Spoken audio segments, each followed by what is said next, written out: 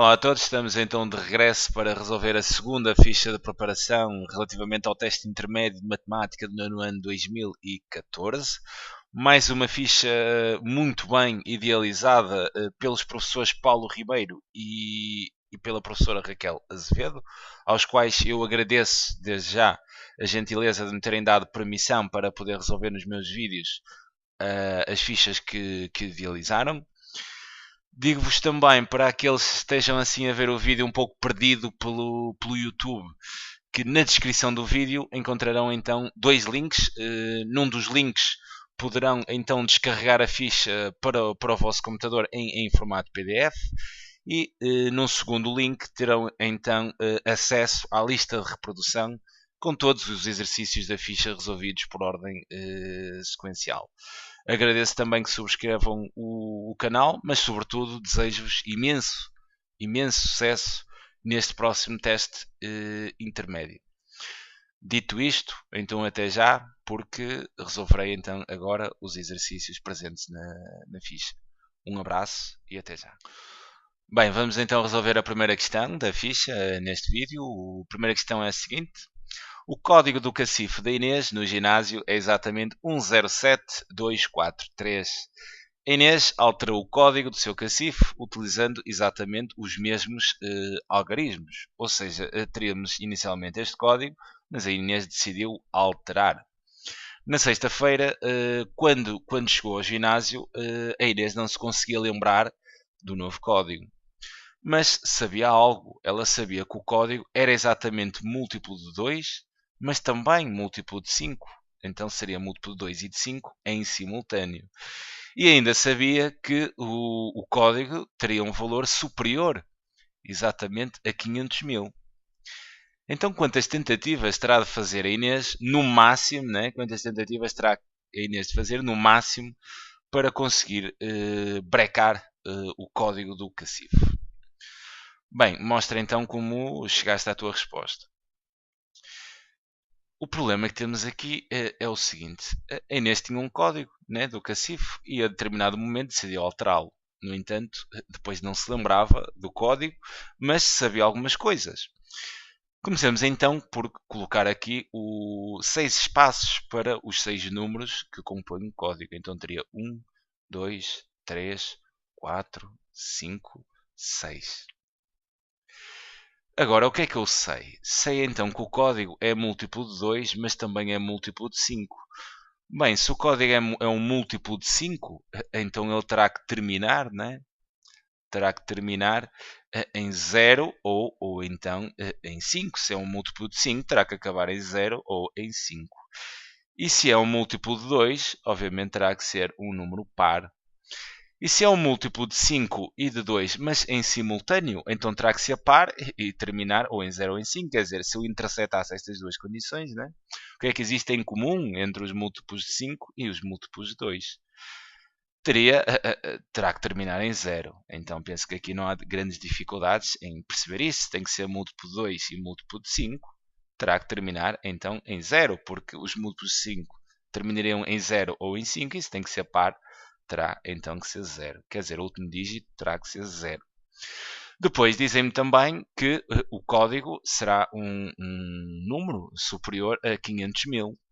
Para ser superior a 500 mil, quer dizer que o primeiro dígito seria 5 ou 6 ou 7 ou 8, né? Teria que ser igual a 5, porque eu poderia ter 5.000, por exemplo, e 10, né? Se tivesse aqui 5.000, 500.000 e 10, peço desculpa, já seria superior a 500 mil. Mas para isso eu teria que ter um 5 no código. É algo que não acontece. Então, não existindo o algarismo 5, eu nunca poderia formar o código inicialmente com o 5. Penso que dá para perceber. Então teria que ser um algarismo superior a 5. Dos algarismos que temos disponíveis, o único que é superior a 5 é exatamente o 7. Então quer dizer que o código, o primeiro algarismo do código é exatamente o 7. Sobram então os seguintes algarismos: 1, 2, 3 e 4. Okay? Sobram então estes 4 algarismos para estas 4 posições. A questão aqui é saber quantas tentativas teria ela que fazer, no máximo, para conseguir descobrir o código.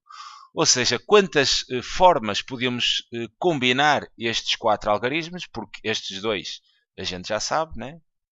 Já sabemos que começa em 7, acaba em 0. Então, de quantas formas eu poderia combinar estes 4 algarismos nestas 4 posições? Há uma forma muito rápida de fazer isto, mas farei essa forma exatamente no final do vídeo, que é aplicar o princípio fundamental da contagem. Porque é que eu não aplico agora? Porque talvez alguns de vocês nunca ouviram falar no nono ano, no princípio fundamental da contagem. Então eu vou, em primeira ordem, resolver isto utilizando uma estratégia que penso que é familiar a toda a gente, que é exatamente fazer um diagrama em árvore para estudar todas as possibilidades que poderiam acontecer. Então, quer dizer, eu tenho aqui 1, 2, 3, 4, 5, 6. Sei que começa em 7, quer dizer, acaba em 0. E agora tenho 4 algarismos para 4 posições, sendo esses 4 algarismos o 1, o 2, o 3 e o 4. Quer dizer, eu podia meter exatamente o 1, o 2, o 3 e o 4. Seria uma hipótese, mas quer dizer, também podia meter o 2, o 1, o 4, o 3, ou podia começar no 3, né, e variar tudo. Então, como é que podemos estudar todas as hipóteses possíveis? Podemos fazer um diagrama em árvore. Ou seja, o primeiro algarismo podia ser o 1. Quer dizer, eu se metesse aqui neste, por primeiro lugar, entendo aqui o segundo, né? Porque o 7, o início, o primeiro e o último, a gente já sabe. Quer dizer, aqui na segunda posição podia meter o 1. Depois, na segunda posição, quer dizer, ficaria com 3 possibilidades. Não posso repetir o 1, porque só havia 1, né? Só existe aqui, nestes algarismos, um único 1. Obviamente não poderia ficar um 1. Eu só tenho um 1. Na segunda posição, sobraria então o 2, o 3 e o 4. Quer dizer, eu podia então escolher o 1 e o 2. E se escolhesse o 1 e o 2, teria então aqui, sobraria o 3 e o 4. Então, se escolhesse o 1, o 2 e o 3, aqui ficaria o 4, né? E teria então estes 4 algarismos consecutivos, 1, 2, 3, 4. Ou então 1, 2, 4, e quer dizer, se escolhesse 1, 2, 4, sobraria então o 3. Ou então aqui na segunda posição colocaria o 3, e aí sobraria o 2 e o 4. Se escolhesse aqui o 2, estaria aqui em último lugar por o 4, da mesma forma que se escolhesse o 4 aqui na terceira posição, quer dizer que teria que colocar o 2. Ou então, podia ter na segunda posição o 4, quer dizer, isso sobraria o 2 e o 3. Se colocasse na terceira posição o 2, teria que meter o 3 na quarta. E se colocasse na terceira posição o 3, obviamente teria que meter o 2 na quarta posição. Mas eu podia não começar com o 1. Quer dizer, eu podia começar exatamente com o algarismo 2. E se começasse com o 2 aqui na primeira posição, quer dizer, eu depois teria aqui 3 hipóteses para a segunda. Podia colocar o 1, podia colocar o 3, podia colocar o 4. E se colocasse o 1 na segunda posição, sobraria então os algarismos 3 e 4 para a terceira posição. Quer dizer, se na terceira posição colocasse o 3, na última tinha que colocar o 4. E se na terceira posição colocasse o 4, na última teria que colocar o 3. Eu penso que vocês estão a perceber a ideia desta construção em árvore. Quer dizer, aqui 2, 3, depois ficaria então com 1 e 4. Se tenho 1 na terceira posição, teria que ficar o 4 na última. E aqui com o 4 na terceira posição, o 1 na última. Ou então colocaria na segunda posição o 4, sobraria então o 1 e o 3. Aqui o 1 teria que colocar o 3 e aqui o 1. Ou então poderia começar aqui na primeira posição, não com o 1 nem com o 2, mas sim com o 3. E se colocasse o 3 na segunda posição, tinha o 1, o 2 e o 4. Se colocasse aqui o 1, ficaria então com o 2 e o 4. Se colocasse aqui o 2, teria que pôr ali o 4 e aqui o 2. Ou então aqui o 2 sobraria o 1 e o 4. Aqui o 1 teria que ficar aqui o 4. Se aqui está o 4, teria que ficar aqui o 1. Dá um bocado de trabalho esta construção através do diagrama em árvore. No final disto, eu farei outra resolução, tocando então no princípio da fundamental da contagem, que vocês verão que é muito mais rápido. Bem, 3, 4 ficaria então aqui 1 e 2. Se está aqui o 1 teria que ficar o 2. Se está aqui o 2 teria que ficar o 1. Ou então na segunda posição começaria com 4 e depois teria aqui 3 hipóteses. O 1, o 2 e o 3. Se aqui tem 4, o 1 ficaria então 2 hipóteses para aqui, que seria exatamente o 2 e o 3. Se aqui está o 2, aqui estaria o 3. Se aqui está o 3, estaria o 2. 4, 2, 1, 3. Né? Aqui tinha que pôr o 3, aqui tinha que pôr o 1. 4, 3... 2-1. Parece uma tática de futebol, né? 4-3-2-1. Se aqui está o 2, ficaria o 1. Se aqui está o 1, ficaria o 2. Bem, então aqui todas as possibilidades, todos os códigos diferentes, quer dizer, os códigos para estas variações aqui nestas 4 posições. Obviamente todos estes códigos teriam que se iniciar em 7 e terminar em 0, mas como estes números são fixos, os diferentes códigos serão gerados por estas 4 posições. Bem, vamos lá então proceder aqui à contagem. Teria aqui 1, 2, 3, 4, 5, 6, 7, 8, 9, 10, 11, 12, 13, 14, 15, 16, 17, 18, 19, 20, 21, 22, 23, 24. Teria então 24 possibilidades. E esta seria uma forma, quer dizer, já seria a resposta, mas aqui através do diagrama em árvore. A forma prática que consistia no princípio fundamental da contagem quer dizer, eu aqui o 7 só há uma hipótese. Eu só posso colocar aqui o 7, né? Porque eu sei que tem que ser maior do que 5. E tem que terminar em 0, então eu teria aqui uma hipótese. O princípio fundamental da contagem consiste então em eu multiplicar todas as hipóteses possíveis. Bem, aqui nesta segunda posição eu poderia colocar aqui 4 algarismos, né? O 1, o 2, o 3 e o 4. Então teria aqui 4 hipóteses. Poderia colocar aqui na segunda posição 4 algarismos. Na segunda posição, quer dizer, como já tinha colocado aqui, aqui um algarismo, e não o podia repetir, então quer dizer, se colocasse, por exemplo, 1, né, sobrariam 3. Então aqui neste caso, na terceira posição, já só teria 3 algarismos possíveis. Depois, para esta quarta posição, como já tinha escolhido 2, quer dizer, sobrariam 2.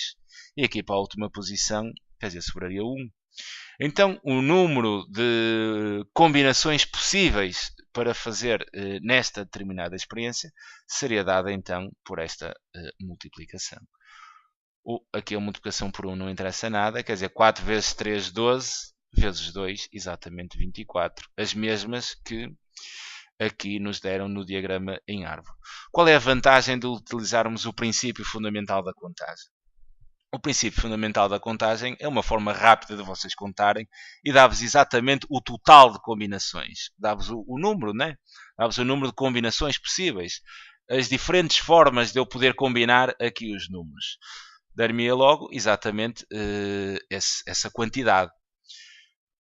No diagrama em árvore demora mais um bocado, não é? Achamos as possibilidades todas. No entanto, o diagrama em árvore tem a vantagem de eu saber aqui quais são essas diferentes possibilidades. Ou seja, o diagrama em árvore permite-me ver exatamente as possibilidades. Quais são os códigos? O princípio fundamental da contagem apenas permite saber quantos são. Ok? Essa é a diferença entre os dois. Aqui na questão é mesmo quantas tentativas terá de fazer. Se aplicassem o princípio fundamental da contagem, seria a forma mais rápida de poderem contar todas essas possibilidades. Aqui ninguém está a perguntar quais são os códigos. Apenas estão a perguntar quantos são. Dessa forma podiam aplicar claramente este princípio fundamental da contagem, que consiste então em multiplicar todas as possibilidades, né, para cada posição. Fica então aqui a minha resposta para a questão número 1. Faremos já em seguida a questão número 2. Até já.